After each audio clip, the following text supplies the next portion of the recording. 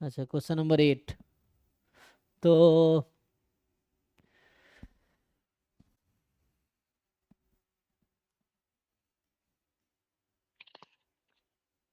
हम्म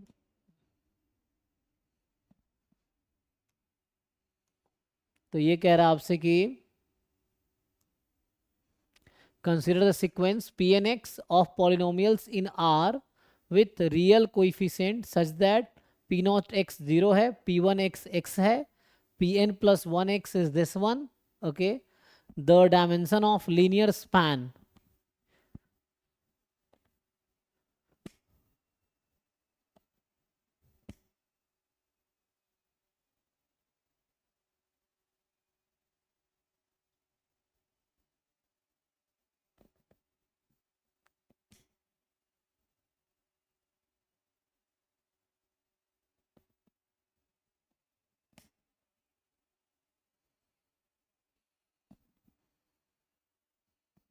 ये तो linear algebra का क्वेश्चन है ना, देखो।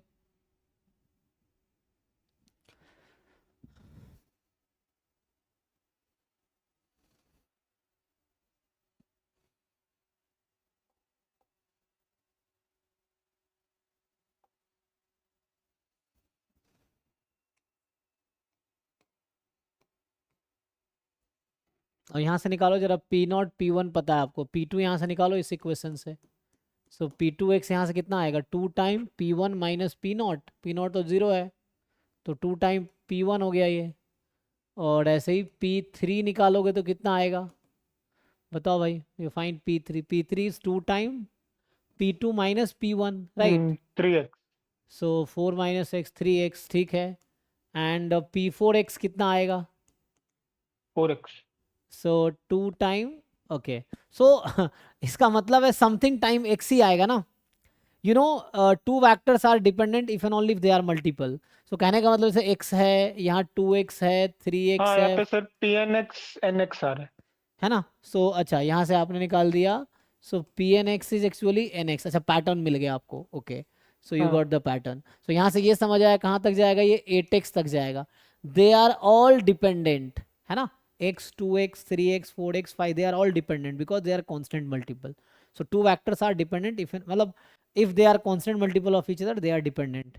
तो ये तो डिपेंडेंट हो गया। पूछा क्या है, the span of the set। span क्या होता है, set of all linear combinations। so if I write span of this, so c1 time 0, c2 time x, c3 time 2x and so on, I will write as many। तो ये तो zero हो गया, तो you take x common and add all constant, you name it k। so it is something k time x, which is span of just x।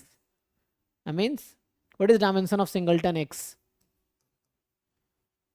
1। so 1 means you have to just find the number of linearly independent vector in this. So it is just one x. It can generate span of x means set of cx where c can be any real number, or kx where k can be any real number। So this is a vector space, okay। Sir ऐसे questions practice कहाँ से करें? कोई भी linear algebra वाली book उठाओ, उसमें basis and dimension वाला टॉपिक रिवाइज कर लो। वेक्टर स्पेस, अच्छा। वेक्टर स्पेस में जाके बेसिस एंड डायमेंशन का आपको मिल जाएगा टॉपिक्स, ठीक है। कोई बुक उससे बता सकते हो सर? हाँ, कोई भी बुक यू कैन टेक। जैसे एक गिलबर्ट स्ट्रैंज की बुक आती है, लीनियर अलजेब्रा, है ना। सर सॉम सीरीज वाला में है ना हाँ, बेसिक सॉम सीरीज में बहुत सारे सॉल्व एग्जाम्पल है। तो जस्ट गूगल करना सॉम सीरीज, आई थिंक इस तरह कुछ स्पेलिंग है, एस एच क्या है, E H O U M something. Google करो, मिल जाएगा। इसका स्पेलिंग थोड़ा सा कॉम्प्लिकेटेड है, मतलब ऐसा कुछ है। Okay okay. तो you just Google it, some series linear algebra, वो तुम्हें सही मिल जाएगा, और पीडीएफ भी मिल जाएगा उसका गूगल पे। सो लीनियर अलजेब्रा ना, सॉल्व प्रॉब्लम बहुत सारे, उसमें लिखा होगा 4000 सॉल्व प्रॉब्लम, ऐसा कुछ नाम होगा। तो जस्ट वेक्टर स्पेस टॉपिक खोल के बेसिस डायमेंशन वाले क्वेश्चंस कर लो तो हो जाएगा। ओके। नेक्स्ट बताइए। Sir 14 number. 14 नंबर। देखिए, तो इसमें जो है आपके पास कि consider the real function f x y, इस तरह से है, ठीक है। अब आपसे पूछ रहा है कि ये सर मल्टी वेरिएबल कैलकुलस हो गया ना? जी जी, मल्टी, ये भी रिवाइज कर सकते हो आप किसी भी बुक से, कोई कैलकुलस की बुक उठाओ, है ना, जैसे, है ना, हाई इंजीनियरिंग कैलकुलस नाम से बहुत सारी बुक्स गूगल में मिल जाएगा, उससे कर लो, या बुक देखना है कोई भी, BS ग्रेवाल की बुक आती है इंडियन ऑथर में, एडवांस इंजीनियरिंग मैथमेटिक्स, ये बहुत सारी बुक्स हैं जो इंजीनियरिंग मैथमेटिक्स की, उसमें मिल जाएगा आपको ये। So consider real function this, नहीं तो कोई भी रियल एनालिसिस की बुक उठा लो, जैसे मलिक एंड अरोड़ा है, बुक का नाम है मैथमेटिकल एनालिसिस, ऐसा कुछ है शायद, हाँ, क्या नाम है इसका, मैथमेटिकल एनालिसिस, ये मेरे पास पढ़ा भी है, तो इसमें तुम्हें मिल जाएगा, है ना, या इसके मापा का रिया एनालिसिस है ना, इस तरह से है, तो बहुत सारी ये book, you can see this book, या कोई भी डिफरेंशियल कैलकुलस की बुक उठा लो, ये तो है रिया एनालिसिस बाई मलिक अरोड़ा, तो ये है, या, है ना, डिफरेंशियल कैलकुलस की कोई बुक उठा लो, उसमें मिल जाएगा ये टॉपिक। ओके, सो अभी के लिए इसमें आ जाए, पूछा क्या है, पूछा following is correct, local maxima local minima, तो पहले तो क्रिटिकल पॉइंट निकालो, क्रिटिकल पॉइंट कैसे निकालोगे, क्रिटिकल पॉइंट के लिए आप इस वो F, are T minus S square वही होगा क्या जी सर? जी जी जी, वही निकालना वाला है, होगा। हाँ वही वाला है, तो पहले एक्स के रेस्पेक्ट में डिफरेंशिएट करो, वाई को कांस्टेंट मान के जीरो कर दो, वाई के रेस्पेक्ट में डिफरेंशिएट करो, एक्स को कांस्टेंट मान के फिर उसको जीरो कर दो, देखो क्या आता है, तो 3x square 3x to power 4x to power 3 4x to power 3 minus 16x equals to 0, और यहाँ पे आ जाएगा 2y, तो y 0 आ गया, और यहाँ से 4 कॉमन ले लेंगे तो आ जाएगा कितना आएगा, x square plus minus minus 4। 4x ठीक है, तो यहाँ कितने प्लस क्रिटिकल पॉइंट माइनस मिले, 2। जीरो सर जीरो, 4, हाँ हाँ, एक्स 4 आएगा ना? फोर आएगा, 4 चौके 16, स्क्वायर है ना, एक्स स्क्वायर अच्छा 4 4 आएगा है, ना, ओके ओके, सॉरी सॉरी 4 है। हाँ जी, तो ये आएगा ओ 4 टू भी। Zero minus 20, there are 3 critical points, 0 0 20 and -20, ठीक है, नाउ अब सर सबको देखना पड़ेगा ना चेक करके। हाँ, अब बताओ क्या करोगे, आर क्या होता है, so R is F X X, उसको एक्स एक्स बार एक्स के फिर से डिफरेंशिएट करो, सो 12x² माइनस 16 हो जाएगा, एस होता है एफ एक्स वाई जो कि 0 आ जाएगा, टी होता है एफ वाई वाई जो कि 2 आ जाएगा, है ना, सो अब आप ईच पॉइंट पे क्या क्या बोल रखा है, +-20 +-20 0 0 लोकल मिनिमा, तो पहले तो मान लो 0 0 पे अगर मैं चेक करूं, है ना, 0 0 पे चेक करता हूं, तो 0 0 पे चेक करेंगे, आर की वैल्यू आ गई -16, एस है 0, टी है 2, तो आर नेगेटिव है, और are T minus S square, ये क्या हो गया, ये खुद नेगेटिव हो गया, है ना, सो यस सर, नेगेटिव हो गया, इसका क्या मतलब है, तो मतलब यहाँ पे मैक्सिमम वैल्यू देगा ना? ना सैडल पॉइंट, Right. ठीक है ना, यहाँ नेगेटिव है तो ये मैक्सिमा दे सकता था, लेकिन उससे पहले जरूरी है कि ये क्वांटिटी पॉजिटिव हो, ठीक है, so R T minus S square positive हो, ये जरूरी है, तो यहाँ तो नेगेटिव आ गया are T minus S square, तो इसका मतलब है कि, ठीक है, तो आपको कुछ और करना पड़ेगा,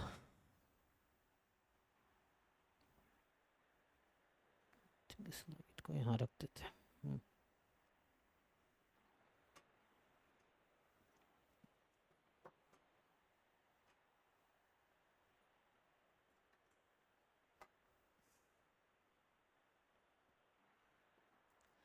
हम्म, अगर सर 20 लेंगे लो करो कैलकुलेशन, तो सर 32 आ रहा है आर का वैल्यू। अच्छा,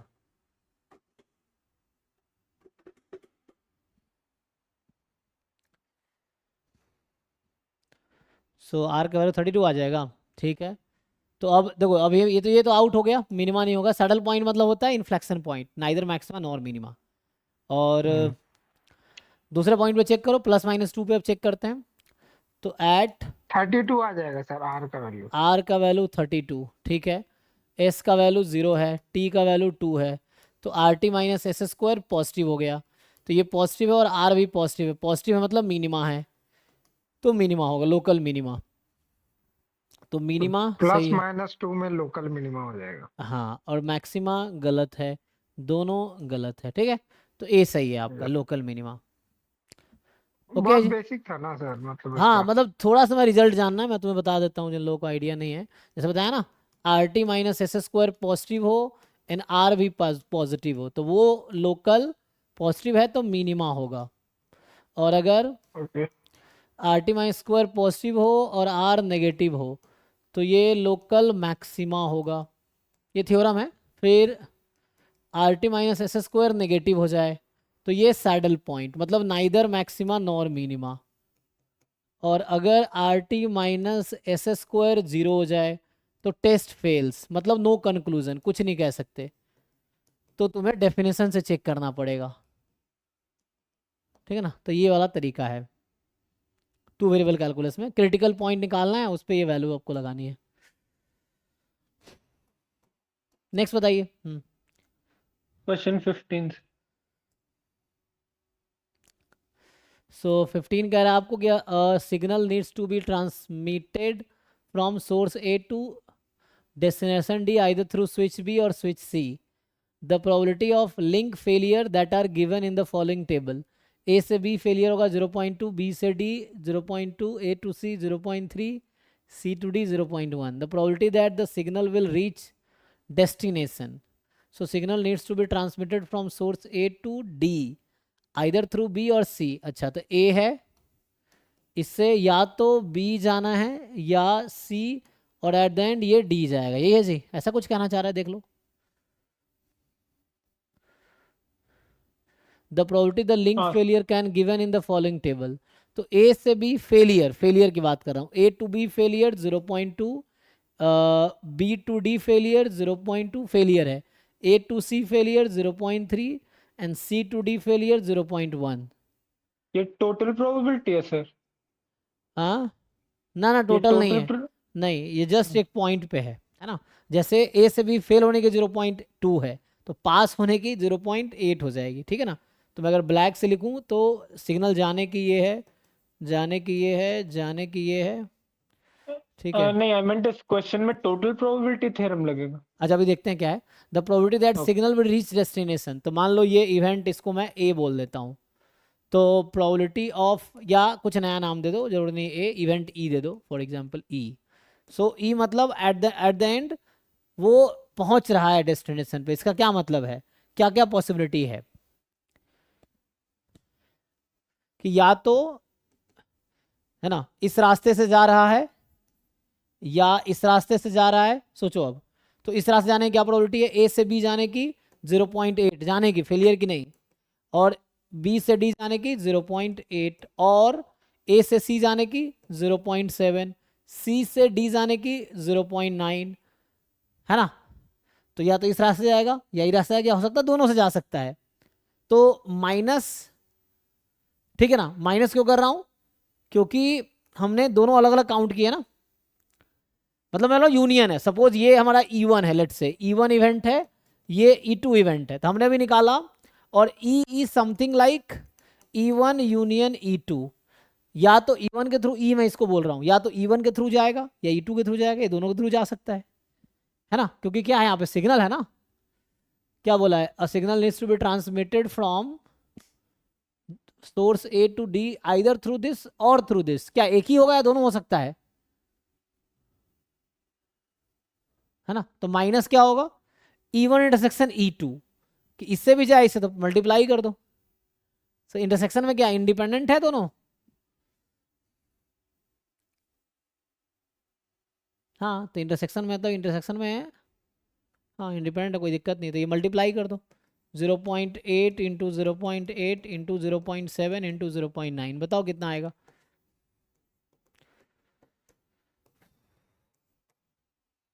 मल्टीप्लाई कर दोगे, ये कैलकुलेट करके बताओ कितना आता है।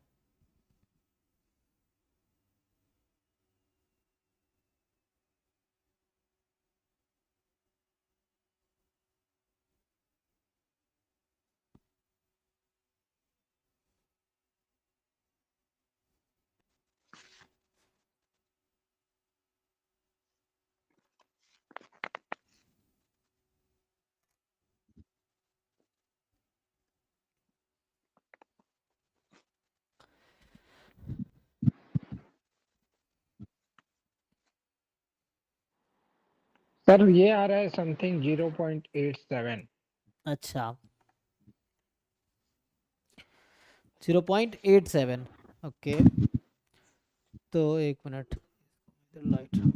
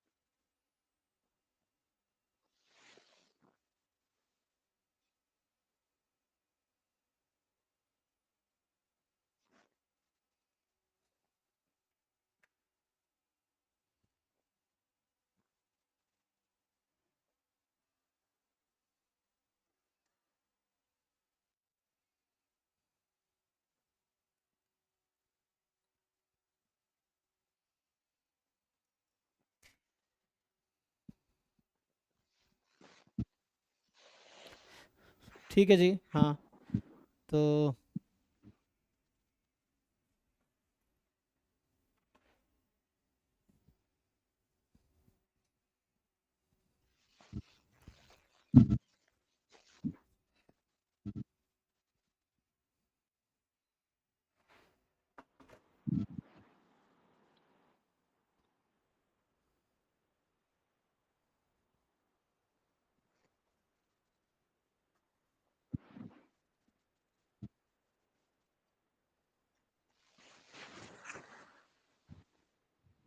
आ गया ना 0.87।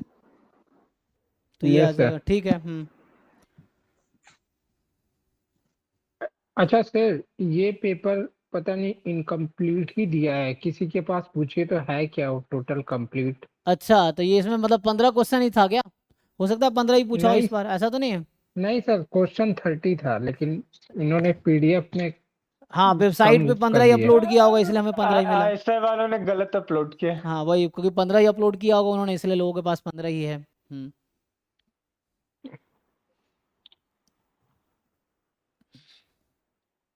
ठीक है जी फिर तो अब कल से हम लोग नेक्स्ट टाइम क्या करेंगे? अब हम लोग स्टार्ट करेंगे सब्जेक्टिव पार्ट। अब ऑब्जेक्टिव। तो ऑब्जेक्टिव हमने 2024 से लेकर 2050 तक सारे पेपर कर लिए। अब हम लोग नेक्स्ट क्लास से सब्जेक्टिव पेपर सॉल्व करेंगे, लेकिन आप लोग सॉल्व करके आओ। तो आप लोग अब यहीं 24 से स्टार्ट करते हैं। तो अगली क्लास में कल इसके QMB पार्ट का डिस्कशन होगा। सो आप 2024 वाले QMB का एक एक क्वेश्चन डिटेल में लिख के आओ, जैसे एग्जाम में लिखोगे वैसे ही सब्जेक्टिव, नॉट द शॉर्टकट। क्योंकि एग्जाम में आपको डिटेल सॉल्यूशन लिखना पड़ेगा बी पार्ट का, है ना, विथ प्रॉपर जस्टिफिकेशन। तो आप उस तरह अपना सॉल्यूशन बनाओ एंड देन हम डिस्कस करेंगे कल जो आपसे नहीं होगा। ठीक है, चलिए आज यहीं स्टॉप करते। Thank you. Thank you sir. Thank you.